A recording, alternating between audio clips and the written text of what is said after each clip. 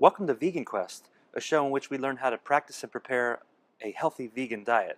And on today's show, we have a very, very special guest. He's a dear friend of mine. His name is Joe Seitz. And we found Joe out on the street. He was out there banging on the door for 330 minutes today. So I'm just kidding. Joe's a good friend of mine. So anyway, we're going to bring on Joe now without further ado. Joe Seitz, everybody. How's it going, Joe? Good, how are you? Good to see you.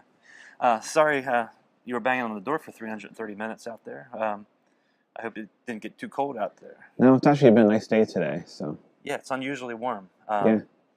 Maybe it's some sort of global warming. Maybe. Anyway, Joe, you're here today. We're going to make a couple of Thai dishes. If you guys out there like Thai food, we're making something called Massaman Curry. Yep. And then another very special dish, which will be an appetizer to that, which is called Tofu a la Seitz. Tofu a la Seitz. Now that's a dish that you've created, right? Yep. Yeah, I've had different people make tofu in different ways, and it's always been a difficult thing to get right. And the way I made the breaded tofu, I'm really happy with it, and my wife, who is not vegan, she also really likes it too. Well, I guess there's so many different ways that you can make tofu that it's almost an art form in itself, and that hence the name Tofu a la Seitz. Exactly. You're like the Picasso of tofu, would you say? Except I've got both ears. So far. Wait till we get into the cutting. So where do we start with the Massaman Curry? Well, we're going to boil some potatoes, because if you just cook them in the wok, they're going to be too tough. They're going to have to cook for too long. But everything else is just going to need to be overcooked. Okay. So we'll start. We've got one peeled potato that's been it's been diced up into small cubes. So we're going to add that to a pot. We're going to add that to a pot filled with water, and then we will boil that on the stove until you can take a fork and easily pierce through the potatoes. Okay. And then that's when the potatoes will be ready then. And then we can add that to what we're going to make next. One problem, I forgot to put water in the pot. Should we go ahead and do that?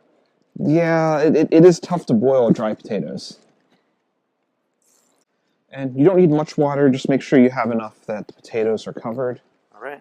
A trick, a lot of times if you put the lid on, it'll start to boil faster, so you can kind of get things going quicker. All right, the next thing we're going to do is we have a small handful of peanuts that I roughly chopped up, and we'll want to just lightly toast those on the stove. This is going to act as like a garnish to sit on top of the dish, and it'll give a nice little crunch when you're eating it. Okay, so we're going to go ahead and add these to the pan? Yep. And then you'll just want to occasionally just give it a small stir. Make sure to kind of keep them moving so if you just take the peanuts and just kind of move them around a little bit. Or if you really want to get fancy like high-end chefs, take it and so the way you do that is you kind of in a slow motion you push it forward and then real quick snap it back to you, and that's how you get that little flip like that. Can I try it? Sure. It's kind of like dancing, right? Yeah. Like a mosh. Yeah. So that's yep. Look at that. Look at that. Look at that, John. Look at that, Joe. Yeah, I think you've got the hang of it there. All right. And I think the next thing we would want to do is we need to start some rice, because rice is something that's nice and easy. You can get it started, let it sit while you do everything else, and it takes care of itself. Okay, I see you have a rice cooker over there. Yes. I've never used a rice cooker before. Yeah, so I've got a rice cooker here. Sometimes rice is really easy to mess up because it's hard to know how much water to put in. You've got to keep checking on it, making sure that the rice doesn't burn by using up too much water. And with the rice cooker, it's kind of a nice and easy, like set it and forget it. You don't have to worry about it cooking at too high of a temperature. Generally there's a removable pot that you'll put your rice in. And it usually has little markings on the inside that these correspond to how many cups of rice you put in. So what I have here is 3 cups of just plain white long grain rice. And we just add that to the rice cooker. And then it tells you how much water to put in it. Yep. So there's very handy. so there's a marker for 2 cups and for 4 cups, and then there's a marker halfway in between. So since we've got 3 cups, we're gonna add water until it gets to that line. So if you drop your cell phone in water, you can just stick it in the rice cooker and it'll dry out. I don't know. I have a feeling that cooking your phone might not be a good idea. You might want to just stick with the rice and leave the rice cooker. Dry rice. Yeah. Put that in the rice cooker. Close the lid. We're gonna turn that on. And then we can just leave this off to the side. It'll beep when the rice is done. That makes it so much easier than actually boiling water. Yeah, so I always have trouble with that. So I see you're from Animal Advocates of South Central PA. Yep, I'm the marketing director. Oh, what do you do for marketing things? So I built and maintain our website. So whenever we have new stuff to put on there, like you design websites, and your name is Joe Sites. Yes, it is. It's almost almost like somebody knew that was what I was going to do. That works out pretty well. And right now, I'm actually in the process of preparing a lot of our materials for the first annual Harvest Veg Fest here in York. Oh, that's next year, isn't it? Yep, Saturday, September 22nd, and it's going to be like an all-day event with all kinds of fun stuff. There's going to be food, kids' activities, lots of music and speakers. It should be a good time. Cool. I'll be there. Well, so we should check on the peanuts and potatoes. Looks like the peanuts, they've got a nice golden brown to them. So I think the peanuts are done. We'll set those off to the side for now, because we'll use those later. The potatoes, let's check and see how they're doing. The best way to check on boiled potatoes is you take a fork and you want to find like some nice sized pieces, and you want to try to stick a fork through it. If it goes nice and easy through the potato, then they're done. For right now, we can leave those in the water. What we'll need to do is we'll need to drain the water so that we can add that later to the curry. And the curry is part of the Thai dish. Yes. Okay. Yeah, for the Massaman Curry. So Speaking of Thais, I see you got you have a knot tied in your. Yeah. It's a little restaurant trick I picked up back in my restaurant days. That take a towel, put a little knot on it. You can hang it from your belt, and then you've always got a towel to clean up while you're working. Can we show the people out there how to do that? Sure.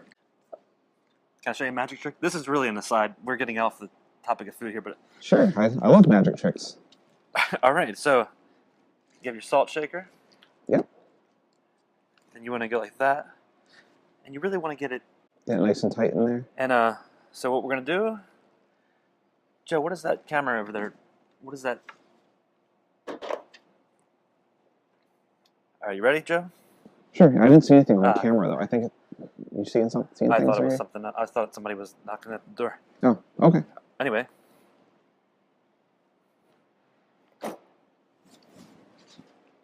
How did you do that? I don't know. It's magic.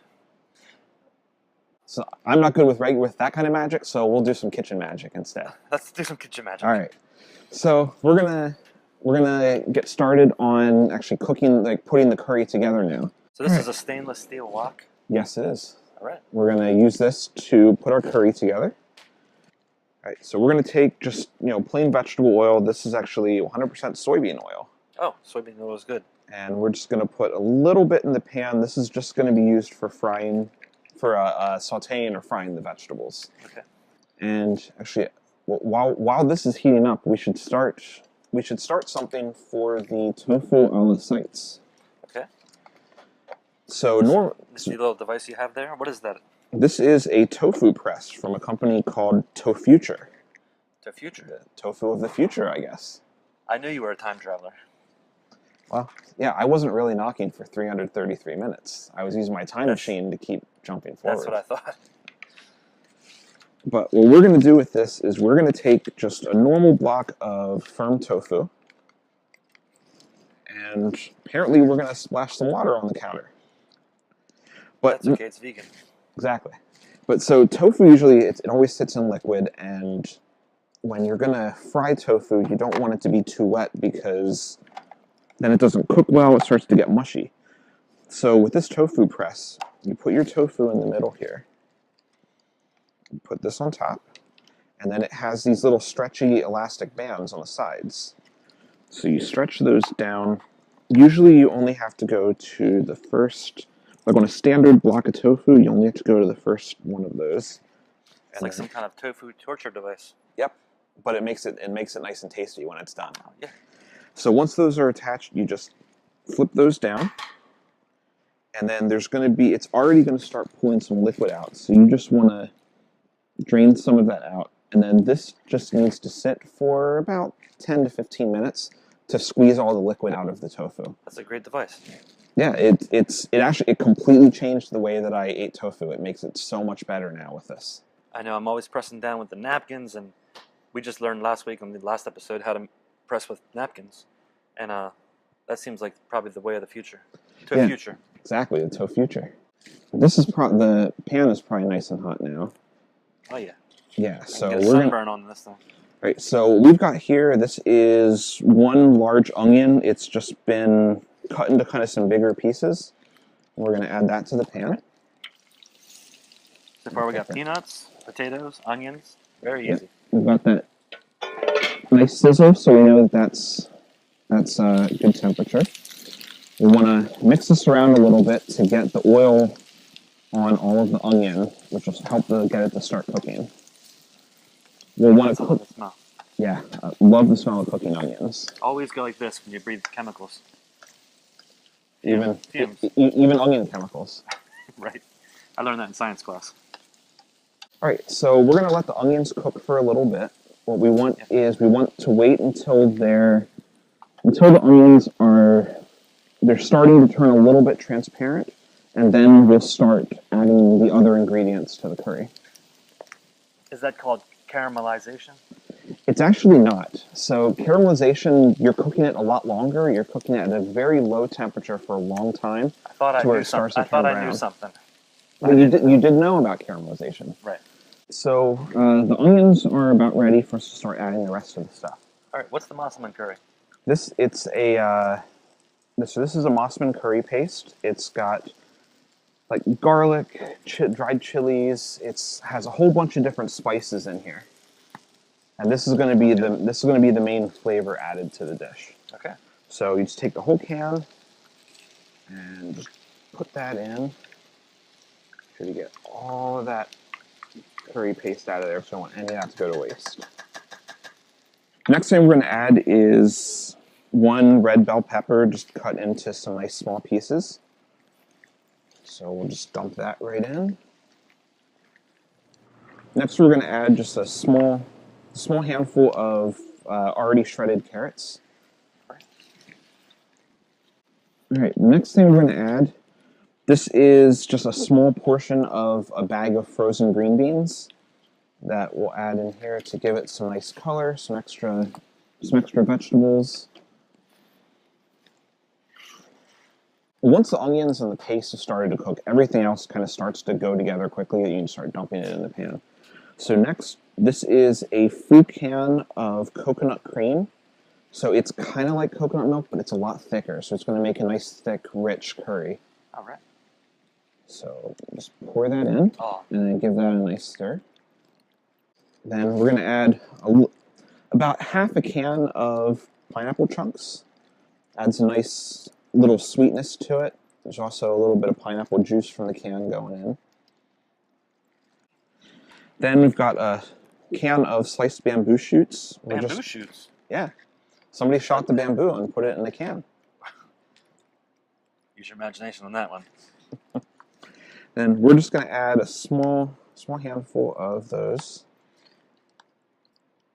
All right, so we're going to leave this on the stove, and we're just going to let it cook for a while to kind of let all the flavors blend together and just start to get the vegetables cooked and softened. Do you ever leave the spoon in there, or are you worried about it melting into the dish? I usually don't leave it in there, just to so it doesn't melt. Or do you ever clean your pan out with Lysol and hope for the best. I haven't. I can't imagine why anyone would ever do that with a dish. I'm just wondering. I didn't do that actually this time. Okay, here we go. All right, so we're gonna let that sit for a while, and I think the next step we're gonna start working on making the tofu a la sites. Okay. So we've got our block of tofu. It's been nice and squeezed. So now what we're gonna do is we're gonna cut this into small, like finger food size pieces. So the way I usually like to do this is take the whole block and cut it in half lengthwise like that. Then we're going to take those halves and we're going to cut them into little squares. So now what we're going to do is we're going to lightly bread the tofu and then we're going to put it in the oil there. Okay. So what you want to do is you want to start with 2 bowls. We are going to put some plain unsweetened almond milk because you don't really want to put sweetened or vanilla flavored almond milk because that would be a little strange for the tofu. You're looking for a neutral right. milk. You're basically looking for the liquid that's going to help the breading stick to the tofu. Neutral Milk Hotel? Yes. Yeah. Yes. Yeah. I have heard of them, but I'm not really familiar with their work. So this is just some plain all-purpose flour. I didn't measure this out. We're going to add 2 tablespoons of cornstarch. We've got a teaspoon of baking powder, which is going to help. It's going to help the breading actually start to form like a bread or a dough instead of just almost like breadcrumbs on the outside. Right, yeah. Then this is 1 tablespoon of garam masala, which is an Indian spice blend.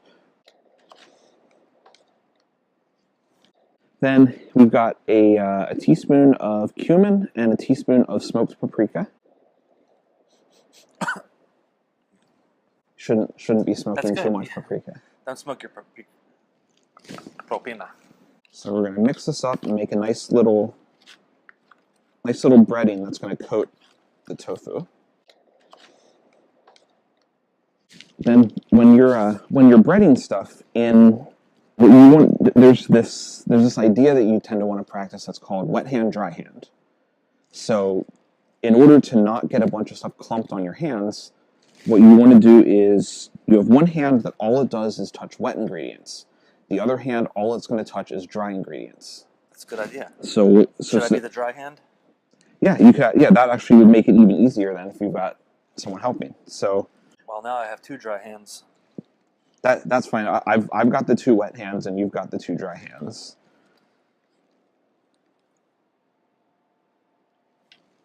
And once they're coated, we'll just take them out and put them on that plate over there, so that they're ready for frying.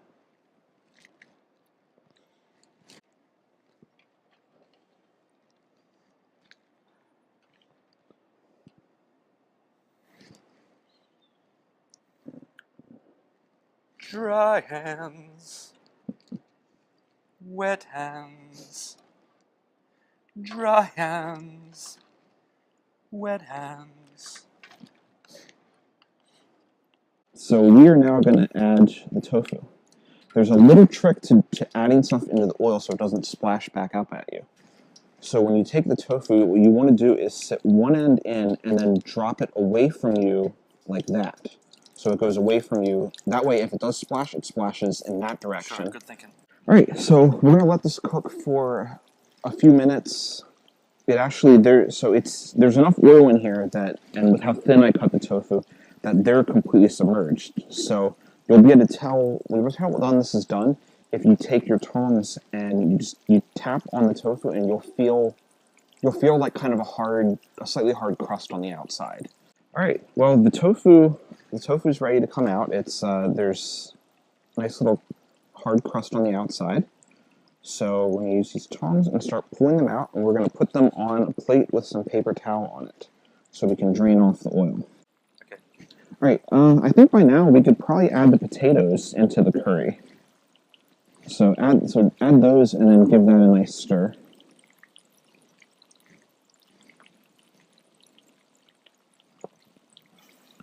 And I just heard the rice cooker beep beep a few minutes ago, so we're gonna. I think this is starting to come together, and soon we're gonna have a meal.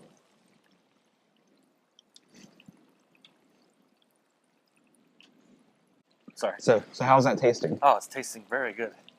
I'm ready to dive right into it. Well, it's pretty hot right now, so I'll wait till it cools off. yeah, that might be a good idea. Or maybe you can eat it instead of diving into it. Same difference. Yeah. Or like my grandmother used to say, "Little Timmy, differences aren't the same." She was a wise woman. All right, I think we're ready to start playing this dish, but first, could you hand me another paper towel, please? Sure.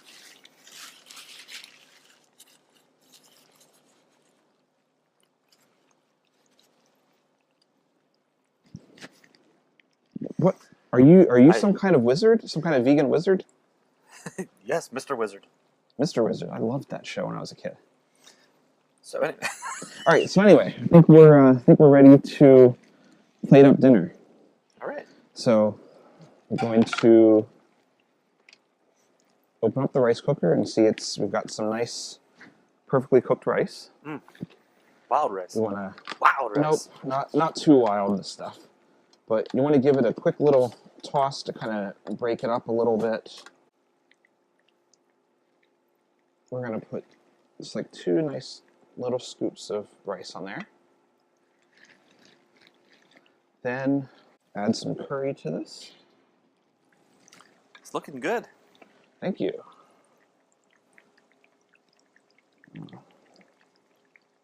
So what we want to do is add some of those peanuts to the plate. So could you hand me those peanuts over? All right, so we're just going to get a nice little small handful of those toasted peanuts. We'll add that on top, and then we've got a little bit of chopped cilantro here. The cilantro is optional. I know there are some weird people that don't like cilantro. You like cilantro, right? Oh, I love cilantro. Okay, you are a weird person, but you do like cilantro, so you're less weird than those other people.